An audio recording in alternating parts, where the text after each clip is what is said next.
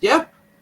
About what is happening in terms of climate mitigation. We've seen across both the pre-Christmas mini-budget and the budget that was delivered in May that we've seen over $3 billion cut out of climate funding. And there are obvious implications for this, and we have a series of questions for the Minister around that. One of the first questions that I have, however, for the Minister is it's recently been reported that the Minister has talked about how he and the Prime Minister have been signing a series of MOUs while on their international journeys with other countries around what our international efforts around climate change may be in terms of us funding our obligations through offshore credits. And I just wonder if the Minister can give us some more updates on that in terms of the countries that those MOUs have been signed with and whatever conversations have been occurring in terms of the cost of credits under those schemes and what kind of cost that New Zealand will be facing. Because of course, Madam Speaker, one of the things that we're very aware on this side, that while we're seeing that over $3 billion worth of cuts to climate funding has meant there's been a corresponding and unsurprising cuts to the number of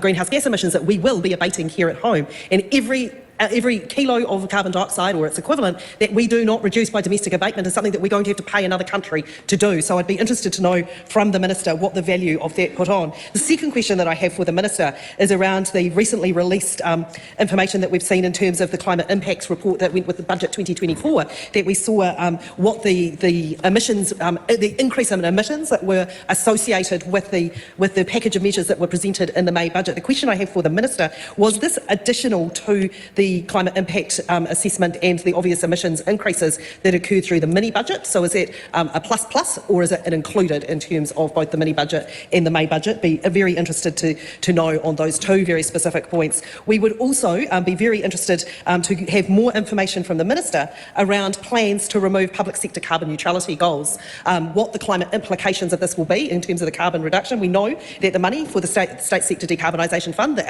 our government established was scrapped in the May budget in terms of the scrapping of the SURF budget, but what are going to be the emissions implications of that measure? And Mr Speaker, I just wonder also whether the Minister has had conversations with some of his colleagues across Cabinet, such as, for example, the Minister of Education, that one of the things that we know that the work that we were doing in terms of emissions reductions and taking out coal boilers, particularly in our schools, was not only reducing our emissions, but it was having huge impacts on school OPEX budgets, that it's much cheaper to heat your school with electricity than it is with coal. So whether or not that he has been working with his colleagues around the savings across a variety of communities, not least households, that will occur by scrapping a number of the initiatives. I'd also like to know from the Minister whether it is still his intention that the ETS drives most of the change that we need to see, particularly in industrial and process heat. Obviously in the budget, or the mini budget, we saw that the Giddy Fund was scrapped, and whether the Minister still considers that the ETS can do that lifting on its own, and if so, what does the price of carbon need to be to drive that change? What advice has he received around that? Also interested to know from the Minister what has happened to the rate of industrial decarbonisation since the scrapping of the Giddy scheme. How is the government tracking what projects are taking place, and how are they calculating both what the emissions reductions are and the marginal cost of abatement? Thank you, Madam Chair. Far out, she just went off and going, and the thing is, Simeon didn't even answer immediately. It got palmed off to Chloe. So shall we go, Chloe? Yeah, go, Chloe. Chloe Swarbrick. Really funny. Madam Speaker, look, I want to continue in the frame that my forebear, the Honourable James Shaw, in the climate change space did with regard to reaching out for a sense of cross-party consensus on the challenges that we face as a country and indeed as the world. But, Madam Chair, it must be noted that Friends do not let Friends knowingly decimate the scientific fundamentals necessary for life on Earth. And what it is that we are grappling with, as well canvassed at Scrutiny Week in front of the Environment Select Committee, is a draft emissions reduction plan that this government knows will increase emissions based on what the track had been under the prior government. And I think it's really important to note that while the Minister and indeed the Prime Minister has been trumpeting the fact that they appear to be relatively on track, with a number of variables quite difficult to pin down and the data difficult to in fact look at meaningfully, that in fact the Climate Change Commission's emissions reduction monitoring report, the first of its kind, debuted this year, and what that did was signal a warning bell for the fact that actually what we are potentially looking at as a result of the intentional decisions made under this government to wind back some of the most successful climate change and mitigation policies is that we are potentially going to be off track to meet emissions budget 1 out to next year, to 2025, demonstrably off track this government should pay attention to. We also have a situation whereby the Climate Change Commission, I understand, that has put it very frankly to pretty much anyone who will listen, that a tree planted this decade will not sequester carbon this decade. Yet what we have in the draft emissions reduction plan from this government is effectively a waving the hands in the air and saying we're not going to care about stopping pollution at the source. So I would really like for the Minister to provide us with some certainty and some concrete answers to whether the government has simply just given up on gross emissions reduction. If it is simply going to rely on market mechanisms, the likes of the ETS, which in its own draft ERP says is going to cost far more, approximately 4 times as much money for the poorest New Zealanders than it will for the wealthiest. So that's to note that not only are they knowingly increasing emissions, they're also knowingly exacerbating inequality. How's that? Who's this economy really working for? Further to that, we have a government that is pursuing, under its ACT National Coalition Agreement, a smokescreen on climate delay, that being the new denial, on so-called no additional warming. So I would really like to understand how the Minister is factoring in any potential outcomes that comes from his ministerial working group with ministers in agriculture into what the final emissions reduction plan actually looks like, and whether there will potentially be any changes to our targets or our goals as a result of that pseudo-scientific nonsense working group that he has decided to set up. I also think it's really important that we dig into some of the projections on the ETS revenue in particular. Madam Chair, I made the quite flippant point, but in fact it's now bearing out to be relatively true in our Scrutiny Week hearing, that perhaps one of the most effective climate policies that this government could be pursuing is creating so much uncertainty inside of the emissions trading scheme that auctions will continue to fail to the extent that all of those units are cancelled at the end of this year. So I'd like to ask the Minister whether he sees that that is going to potentially be the case, that we are going to see those ETS auctions fail out to the end of this calendar year, and as a result, all of those units ultimately cancelled. And hey presto, look, he has been pretty effective as far as that goes, although probably not that being his intention. But more so than that, that poses a massive issue for the government's revenue projections. Notably, each ETS auction is worth approximately $700 million. And this government has made the decision not to ring-fence or hypothecate that revenue for the likes of the Climate Emergency Response Fund, as occurred under the last government, but instead to take that revenue and put it back into the pot for generalised tax cuts, which, guess what, will also disproportionately benefit the wealthiest in this country. So, Madam Speaker, my questions for the Minister primarily relate to that point around no additional warming and whether he is factoring in any potential changes to the ERP or to our climate goals or otherwise, what projections when it comes to ETS revenue, and whether he sees that system will be improved, and also, if I may, to sneak in that point around our NDC constructive liabilities and whether he's taken any further advice on that issue. Far out. She was on. Well, You can see why I got stuck researching a lot of this you, stuff. yeah. Because it was like, okay, so I know a thing or two about trees. I've worked in forestry. I gotta address this now. Chloe, unfortunately, you're wrong about the trees. A tree planted this decade can sequester carbon, but it will not sequester enough carbon. It will not act as a carbon sink. So our forests sequester about 20 million tonnes of CO2 each year. So according to the MPI, as of 2022, 38% of our land is covered in forest. So 8 million hectares of that is native forest, and 2.1 million hectares of that is plantation forest. Based on the climate change forestry regulations of 2022, a newly planted native forest will absorb about 40 tonnes of atmospheric CO2 per hectare over 10 years. So that's what I got to talk about here. Is she's saying a tree planted this decade will not sequester carbon. Based on the data, it will, just not enough. So 40 tonnes of atmospheric CO2 per hectare over 10 years. So that's for your native forest. Whereas a hectare of radiated pine, I can see Blake. Whereas a hectare of radiated pine can absorb about 219 tonnes of carbon dioxide per hectare over the same period. So you might think, this is awesome, let's plant a whole bunch of radiator, right? Let's plant a whole bunch of Christmas trees. Well, the problem with that is that you're going to end up with a lack of biodiversity and shallow root systems. So what tends to happen in that case is, in areas where that gets a lot of rainfall, the trees just fall over, right? They end up sliding down the hill. It's a real pain in the ass to deal with. A lot of that happening in the Taurua. Yep, a lot of that happening in the Actually, think Lily from Big Saves Family Trust buying up a whole heap of farms to keep them into doing animal grazing. Right. Well, I was saying that we are actually also looking into the positive side of things, in that I think what the Honourable Simon Watts, the Minister of Climate, is doing great was recently, did you see in the Facebook? Answer the question yet. Do you want him to answer the question? And then I was going to answer the question in an indirect way to share that they are now. Otherwise, we don't know what you're, We don't know what it said yet.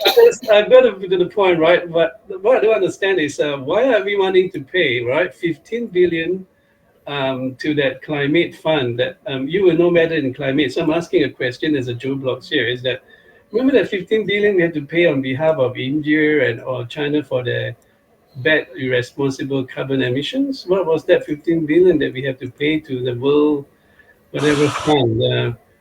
What was that one? The one that Is that into the climate change? yeah, I mean, why should we pay for their irresponsibilities? And we are not rich, you know. I mean, well, okay, we are not bad, but we don't have the trillions that China has.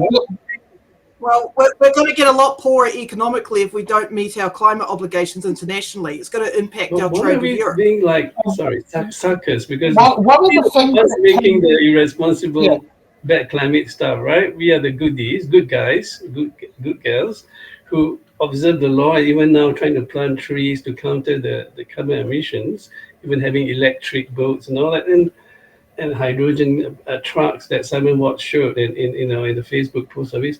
What I don't understand is why we haven't commit ourselves to paying 15 billion to China, who should be paying themselves. They're the ones who are not responsible for their own carbon emissions. Are you talking about offshore credits? And that India thing, I mean, they're the ones irresponsible with that. Yeah. Why are we paying I mean, I would love to save money when it comes to offshore credits. And the way how we do that is we need to electrify a lot of our industries to reduce carbon emissions. That is something we have to do. We have to get away from fossil fuels. It's going to be much better for the economy and much better for the environment the sooner we can do that. A great example of a clean energy plant is TY Point.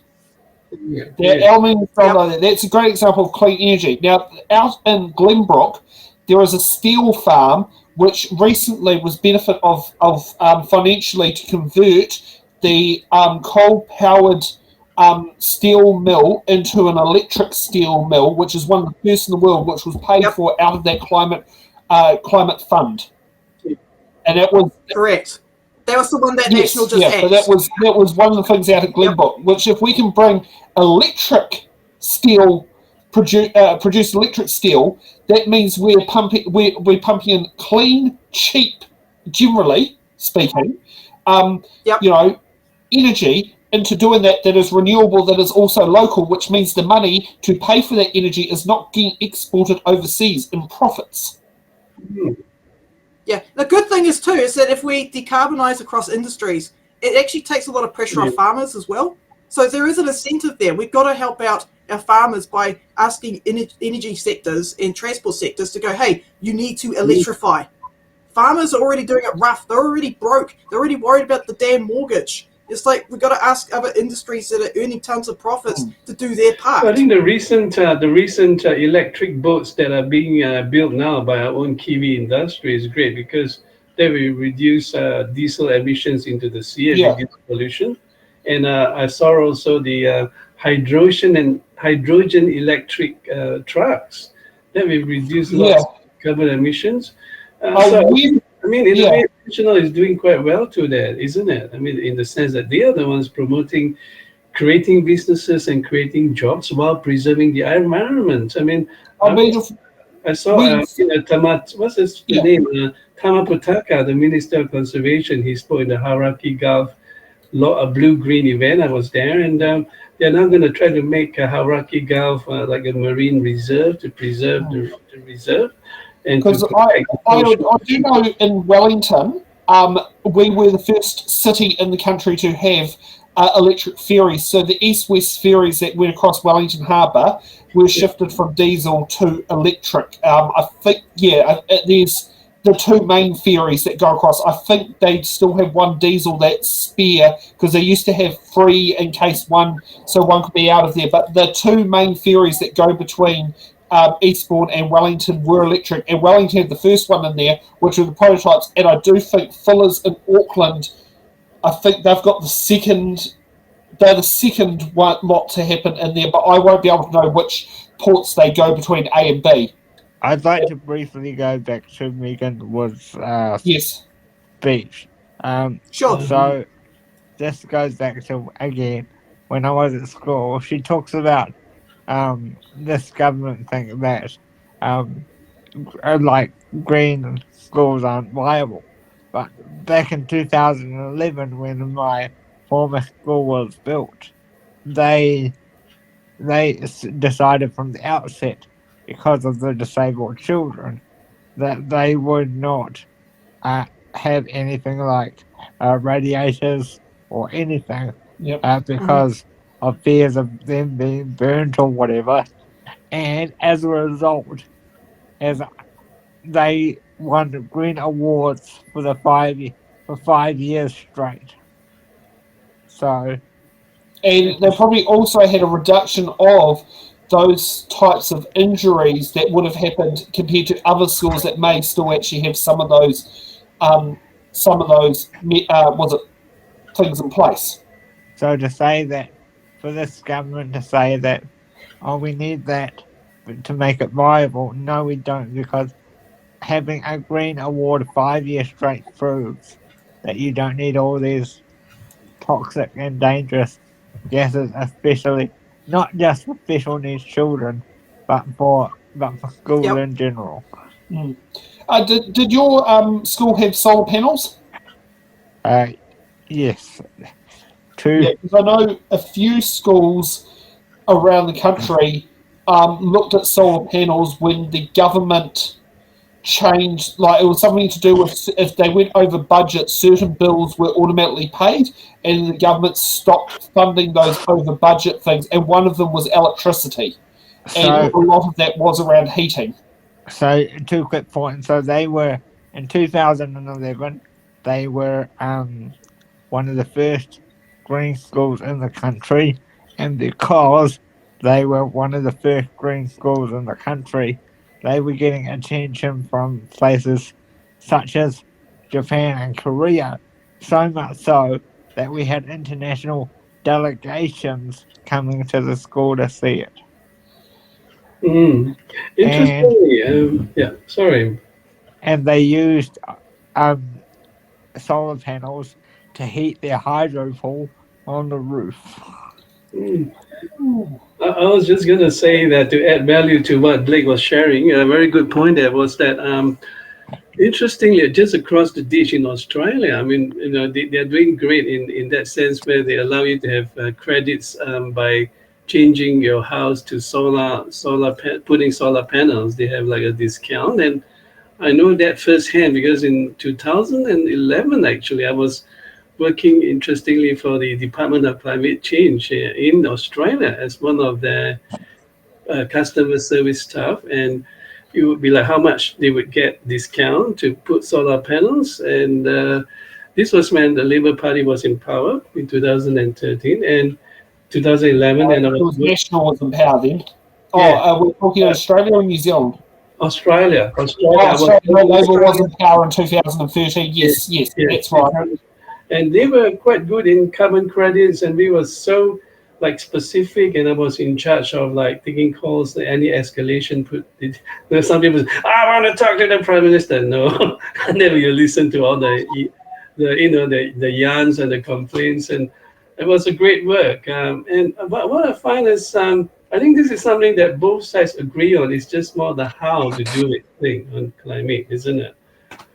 So, like, we have done great in the forestry side, although, yes, we could have done better, and we are getting into the electric stuff. But the point is that maybe we shouldn't be paying that 15 billion to countries that may not be responsible themselves. That 15 billion, we are talking about Kainga or getting people into homes. Houses. They could have some things on the road. That money shouldn't be given, but should be used for ourselves to get homeless people off the streets into homes. I mean, I'd love to see farmers pay for planting the trees. That gets to be a bit of a problem when we're buying offshore credits. Farmers are not benefiting from that. So what about that 15 billion that we kind of foolishly signed to pay off? We're going to have to start